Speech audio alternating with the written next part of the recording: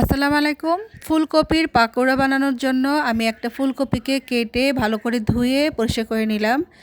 এবার একটা পাতিলার মধ্যে পানি বসিয়ে দিলাম। পানিটা যখন ফুটে আসবে, ফুটন্ত পানির মধ্যে আমার কেটে রাখা ফুলকপিটাকে দিয়ে হালকা ভাপ দিয়ে নেব, হালকা সিদ্ধ করে নেব। আমি এখানে বেশি সিদ্ধ করব না।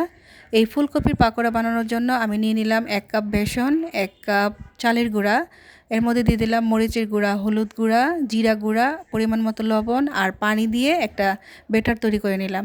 এবার হালকা সিদ্ধ করে রাখা ফুলকপিগুলা আমি এই ব্যাটারের মধ্যে দিয়ে দিব তেলের মধ্যে।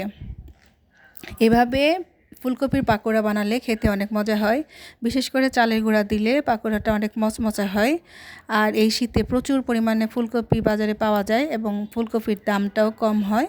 তো পাকোড়া দিয়ে বিকালে নাস্তা খেলে খারাপ হয় না। আর এটা খেতে অনেক মজা হয়। বাসার সবাই অনেক পছন্দ করে, তাই এটা বানিয়ে নিয়েছিলাম বিকেলের নাস্তার জন্য। ধন্যবাদ ভিডিওটা দেখার জন্য।